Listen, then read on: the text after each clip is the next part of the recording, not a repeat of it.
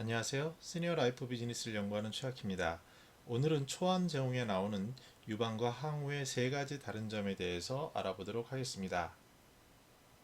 네, 초안 제공은 51편으로 되어 있고요. 이걸 통해서 유방과 항우의 다른 점 세 가지 그리고 시니어 라이프 시사점을 알아보도록 하겠습니다.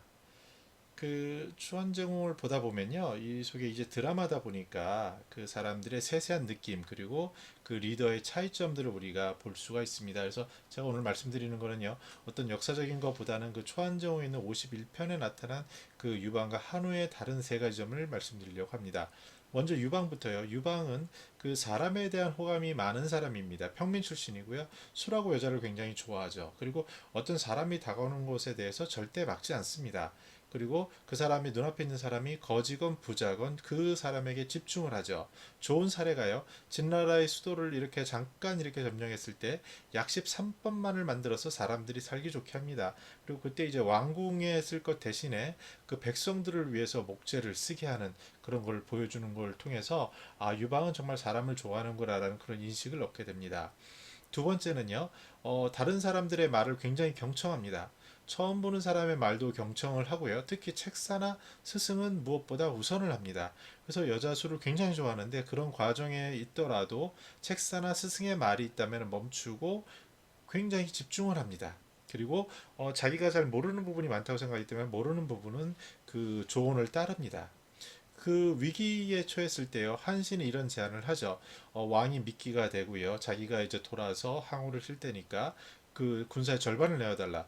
그런 절체절명의 위기 속에서도 유방은 한신의 말을 듣고 그렇게 행동을 하게 됩니다. 그리고 자신의 한계를 인식하고 경청하는 자세는 끝까지 통일할 때까지 보여지게 됩니다. 세 번째는요, 그 유방은요, 사람들과 소통할 줄 알아요. 제일 좋은 사례가 그 이제 항우가 초대를 해서 군사를 몰고 처음에 가는 데인데요. 그 군사들이 오합지졸이었어요. 그럴 때 이제 늦어지니까 그 유방이 이렇게 얘기합니다.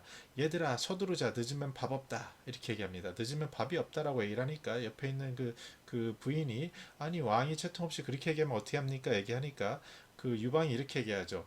저들에게 어려운 말 해봤자 모른다. 가장 직접적인 얘기를 해야 된다라는 식으로 소통을 합니다. 그래서 눈높이 얘기를 하고요. 특히 이제 유방의 그 소통 능력이 나타나는 건요. 항우가 범증의 조언을 받아서 여러 번 이제 유방을 죽일 기회를 얻어요. 그때마다 유방은요, 진심으로 소통을 해가지고 그 항우의 마음을 움직입니다. 그래서 그때마다 오히려 그 위기를 새로운 관계를 만드는 형성으로 만들어 가죠. 그리고 유방은 항상 서운함이 있더라도 그것을 좀 다시 용서를 구하거나 해서 사람들이 계속 모이게 되는 그런 특징을 가지게 됩니다. 반면에 항우는요, 명문과 자제입니다. 그리고 모든 걸 갖췄습니다. 그래서 유방을 겉으로는 친구라고 얘기를 하지만 마음속으로는 항상 낮게 바라봅니다. 그리고 백성들도 차별을 하는데요. 백성들조차도 잠재적으로 위험 요소가 있다고 하면 20만 명을 생매장시키는 그런 끔찍한 일도 하게 됩니다. 그리고 진나라 수도를요, 유방이 3일 정도 맞다가 다시 이제 항우가 들어갔더니 어떤 일을 하냐면 점령군이기 때문에 그 군인들 마음대로 하라 해서 생지옥을 만듭니다. 그래서 그때 그 백성들이 이렇게 얘기하죠. 항우가 천하를 통일하면 나라는 잔인해질 것이다라고 걱정을 하게 됩니다. 두 번째는요, 항우는 자기 확신과 자부심이 강합니다. 항우가 아부, 즉 아버지라고 부르는 범증도 무시를 몇 번 했는데요. 그때는 이제 범증은 유방을 경계하고 미리 제거하자라고 얘기를 하지만 그 항우는 이렇게 얘기하죠. 아, 유방 정도는 제가 컨트롤할 수 있습니다 하고 무시를 합니다. 그리고 항우는 실제로 전쟁에서 마지막 한 번을 빼고는 패한 적이 없습니다.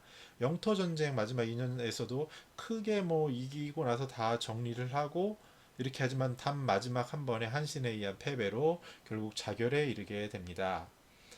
그리고요, 항우는 사람을 좀 가려쓰고 빈자리를 채우지 않습니다. 황후는 전쟁의 신이라고 불렸고요. 지략이나 권위나 완벽한 주군입니다.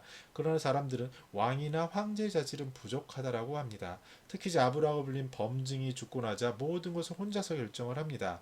그래서 그 사람을 고를 때도요. 그 유방은 재능이 있으면 덕이 좀 부족해도 좀 쓰는 편이었는데 그 항우는 그렇지 않았습니다.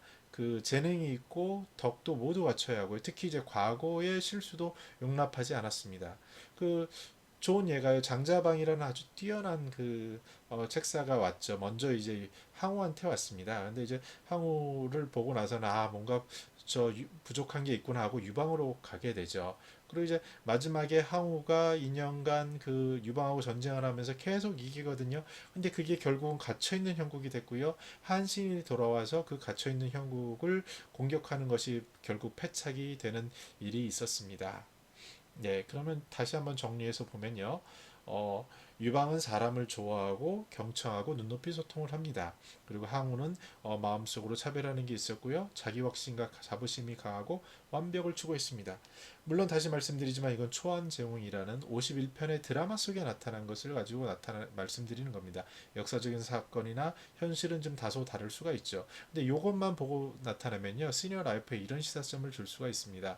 시니어들이요 퇴직 전에는 굉장히 엄청난 일을 만들었을 거예요. 특히 소위 왕년회라 그러죠. 그런 일을 성공하고 성취하고 성공의 역사들이 있을 겁니다. 그러나 그 직장을 떠나서 사회에 나와서 사람들과 이웃과 소통하다 보면요, 내가 왕년에 이런 식의 얘기를 하면 소통이 어렵게 되죠. 이때 이제 필요한 것은 우리들이 진정으로 사람을 좋아해야 되고요, 그 사람의 말을 들어야 되고요, 그 상황과 그 사람의 눈높이에 맞춰서 소통하는 것이 자기가 가진 그 확신이나 완벽을 추구하는 것을 살짝 내려놓고 하는 것이 그 이웃과 더불어 사는데 더 필요한 부분이 되지 않을까 생각을 합니다. 네, 오늘은 초안제공이라는 51편을 통해서 시니어 라이프 스타일에 대해서 이렇게 엿봤고요.